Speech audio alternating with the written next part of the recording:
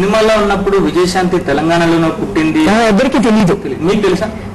నేను తెలంగాణ బిడ్డ నాకు తెలుసు కదా, నా పేరెంట్స్ ఫ్రమ్ వరంగల్ ఎటు నగరం అని తెలుసు, నాకు అదే చెప్తున్నాను కదా. మరి ఎవరికి తెలియదు, ఆ డిస్కషన్ రాలే. సినిమాలు చేసుకుంటూ ఈ క్యారెక్టర్ అయిపోయిందా, నెక్స్ట్ క్యారెక్టర్ ఇది సక్సెస్ అయింది, ఇంకో సక్సెస్. కానీ అది బాగా, కానీ ఈ 28 సంవత్సరాల మీ సినీ జీవితంలో దాదాపుగా మీరు చెప్పారు 1997 రాములమ్మ సినిమా తర్వాత రాజకీయ అరంగేట్రం చేశాను, బీజేపీలో చేశాను.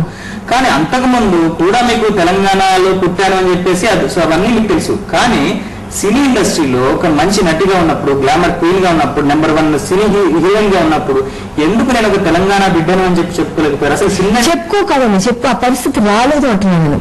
డిస్కషన్ రాలేదు కదా, డిస్కషన్ వచ్చి ఉంటే ఆ సందర్భం వచ్చి ఉంటే చెప్పిండొచ్చు, అది ఎప్పుడు రాలేదు అసలు. ఎక్కడ వచ్చిందంటే బీజేపీ ఆ డిస్కషన్స్ లో ఉన్నప్పుడు నేను తెలంగాణ అమ్మాయిని అనేది వచ్చింది, అక్కడ రివ్యూ అయింది. దాని తర్వాత వాళ్ళు నేను తెలంగాణకి ఇది చేయబోతున్నా, 1-2 రాష్ట్రాలు, ఇవన్నీ 1 by 1 గా నాతో డిస్కస్ చేస్తున్నారు. ఓకే ఫైన్, వీళ్ళు మంచి చేస్తారు, మంచి లీడర్లు మేము చాలా విన్నాం, వాజ్పేయి గారు, అద్వానీ గారు, సో తెలంగాణకి ఇస్తారు అని ఒక ఆశతోటి ఇంకా ఆ డిస్కషన్ తెలంగాణకు సంబంధించినటువంటి నటీనటులమని చెప్పుకుంటే, తెలంగాణ వాళ్ళమని చెప్పుకుంటే అవకాశాలు రావు అని చెప్పేసి చాలా మంది చెప్పుకోరని చెప్పేసి విన్నాం. సో అలానే విజయశాంతి కూడా తెలంగాణ అని చెప్పి చెప్పుకోవడానికి. నేను బీజేపీలో జాయిన్ అయిన తర్వాత నేను తెలంగాణ అమ్మని రివీల్ అయిపోయింది. బట్ అప్పుడు నేను సినిమాలు చేస్తున్నాను కదా, మీరు నేను చెప్పినట్టు రాములమ్మ రిలీజ్ అయింది కదా, ఆ పీక్లో ఉన్నప్పుడు నేను రాజకీయాల్లో రావడం జరిగింది. ఏదో ఫెడ్ అవుట్ అయిన తర్వాత కాదు కదా. రాములమ్మ 97 మార్చి 7 రిలీజ్ అయిన తర్వాత 98 జనవరి 26 నేను బీజేపీలో జాయిన్ అయింది. సో ఎంత పెద్ద హ్యూజ్ సక్సెస్ కదా. అప్పుడు నేను సినిమాలు చేస్తూ ఉన్నాను, చాలా సినిమాలు కూడా చేస్తాను, భారతరత్న అది ఇది.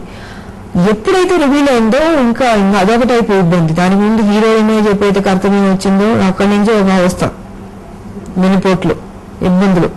ఇంకా తెలంగాణ అమ్మాయిని తెలిసిన తర్వాత ఇంకొక రకమైన చిన్న చూపు, ఇవన్నీ జరిగినాయి. అవకాశాలు రాకపోవడం కాదండి, నేను అనుకున్న టార్గెట్ ఒక పక్కన ఇవన్నీ జరుగుతున్నా కూడా నేను కాంప్రమైజ్ కాలేదు, తల వంచలేదు. నేను సినిమాలు చేసుకుంటూనే వెళ్ళాను. నా ఓన్ ప్రొడక్షన్ కావచ్చు, బయట సినిమాలు కావచ్చు, సక్సెస్లు అవుతూనే ఉన్నాయి. దాని తర్వాత రాములమ్మ తర్వాత కూడా. బట్ నేను ఫేస్ చేస్తూ ఉన్నాను, నేను దాన్ని ఇగ్నోర్ చేస్తూ ముందుకు వెళ్తూనే ఉన్నాను. అంటే నేను చెప్తున్నంటే ఇలాంటివి కూడా జరిగినాయని చెప్తున్నాను నేను. సో 28 సంవత్సరాల సినీ జీవితంలో మీ కెరీర్ స్టార్ట్ చేసినటువంటి విత్ ఇన్ ఒక 2-3 years లోనే విజయశాంతికి మంచి నటిగా గుర్తింపు పొందింది, మంచి హీరోయిన్ గా గుర్తింపు పొందింది.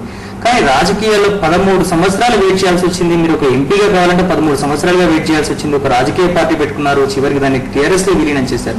మీరు చెప్పండి, సినీ జీవితంలో కంఫర్ట్ గా ఉన్నారా లేదంటే రాజకీయ జీవితంలో కంఫర్ట్ గా ఉన్నారా?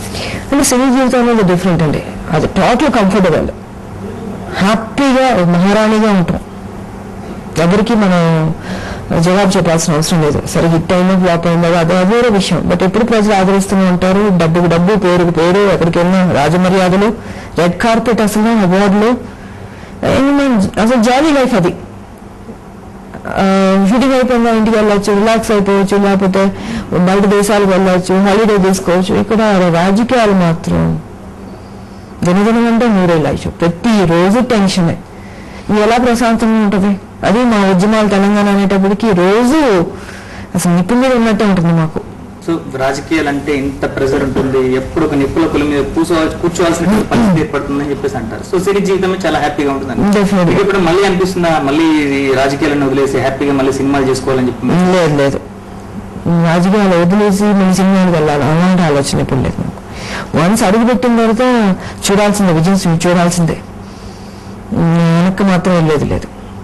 సో మీరు చెప్పండి, కొన్ని బయట మీ ప్రత్యర్థులు కూడా ఆరోపిస్తుంటారు, విజయశాంతి ఇప్పుడు వైఎస్ రాజశేఖర రెడ్డి కనుక బతికి ఉంటే, ఆ దుర్ఘటన కనుక జరిగి ఉండకుంటే విజయశాంతి టీఆర్ఎస్ లో ఉండేది కాదు, మళ్ళీ కాంగ్రెస్ లో ఉండేది అనేటువంటి ఒక ఆరోపణ చేస్తుంటారు. నిజమేనా?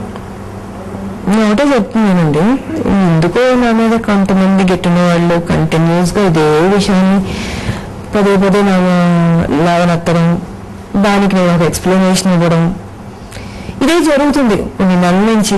సరే మీరు చెప్పే ఆయన చనిపోవడం కూడా జరిగిపోయింది, ఇట్స్ ఆల్ ఓవర్. యాక్చువల్లీ నా ఆలోచన లేదు, నా నియోజకవర్గం వాటర్ కావాలంటే పెద్ద ప్రాజెక్టులు రావాలన్నా, డ్రింకింగ్ వాటర్ కావాలన్నా కాదండి నేను చెప్తున్నాను.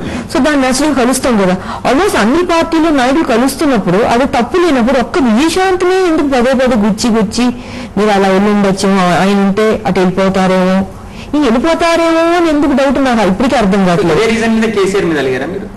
నేను ఈనాడు అలగలేదండి. కేసీఆర్ గారు నేను బాగానే ఉన్నాను, మిగతా కొంతమంది కావాలని ఒక గ్యాప్ క్రియేట్ చేయడానికి చేశారు తప్పించి, బట్ అది కేసీఆర్ గారు అర్థం చేసుకుని నాకు ఎప్పుడో వెళ్ళిపోయింది. అది ఇప్పుడు ఏం లేదు అసలు, టోటల్ ఎప్పుడో వెళ్ళిపోయింది. నేను ఎప్పుడో అన్నాను, ఒకవేళ నాకు అలాంటి ఆలోచనలు వస్తే నేను ఎప్పుడు చెప్పి పెడతాను, కానీ బీజేపీ నుంచి బయటకు వచ్చిన బీజేపీ అద్వానీ గారు చెప్పి నేను వచ్చాను. నేను సడన్ గా మీరు రాజీనామా చేయలేదు సార్, నాకు నచ్చలేదు మీరు చేస్తుంది, మీ పార్టీ చేస్తుంది, నేను తెలంగాణ ఇస్తానని చెప్పి మీరు ఎందుకు టీడీపీకి తల ఉంచారు, మీరు ఇది కరెక్ట్ పద్ధతి కాదండి. నేను సార్ నేను వెళ్ళిపోతున్నాను నేను చెప్పి మర్యాదగా బయటకు వచ్చాను. అలాంటిది నాకు టీఆర్ఎస్ కి ఏమైనా ఉంటే నేను ఓపెన్ మాట్లాడదు, ఇలాంటి డబుల్ గేమ్ అనేది నా దగ్గర ఉండదు అంటాను నేను. కానీ మిగతా నాయకులు ఉన్నట్టుగా క్రియాశీలకంగా లేదంటే ఉండరు. విజయశాంతి కేవలం పార్ట్ టైం తెలంగాణవాది, ఫుల్ ఫ్లెడ్జ్డ్ గా యాక్టివిటీస్ లో ఇన్వాల్వ్ కాదు అని చెప్పేసి కూడా అంటారు. ఎందుకంటే అంటే మీ ఉద్దేశం ఫుల్ టైం అంటే ఏ రకంగా నాకు అర్థం కావట్లేదు.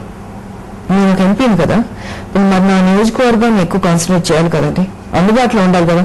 ఇప్పుడు అక్కడికి వెళ్ళకపోతేమో నియోజకవర్గానికే రావట్లేదు అని కంప్లైంట్ అంటారు. హైదరాబాద్ లోనే ఉంటుంది ఇది, ఎంతసేపు పార్టీ పనిలో చూసుకుంటూ పార్టీ ఆఫీసులోనే ఉంటుంది, ఇది ఒక నిందేస్తారు. ఇక్కడ అక్కడికి వెళ్ళానుకో, ఇప్పుడు మీరు అంటుంది వచ్చి అసలు విజయశాంతి కనపడట్లేదు, అందుబాటులో ఉండట్లేదు, ఫుల్ టైం పని చేయట్లేదు అంటే ఏ ఉన్న ఒక మనిషి నేను అటు వెళ్ళమంటారా ఇటు వెళ్ళమంటారా? ఎక్కువ సమయం నా నియోజకవర్గానికి నేను ఇవ్వడం జరగడం వల్ల మేబీ మీరు అనుకున్న డౌట్లు ఇవన్నీ ఉండొచ్చు. ఇంతకుముందు నేను తెలంగాణ పార్టీ ప్రెసిడెంట్ కాబట్టి హైదరాబాద్ లో నీకు ఉండేదాన్ని, ఉద్యమాలు చేసేదాన్ని, 24 గంటలు మీ అందరూ కనబడుతుండేదాన్ని. ఇప్పుడు ఎంపీని అయ్యాను కాబట్టి నియోజకవర్గానికి నేను పరిమితం అవుతాను.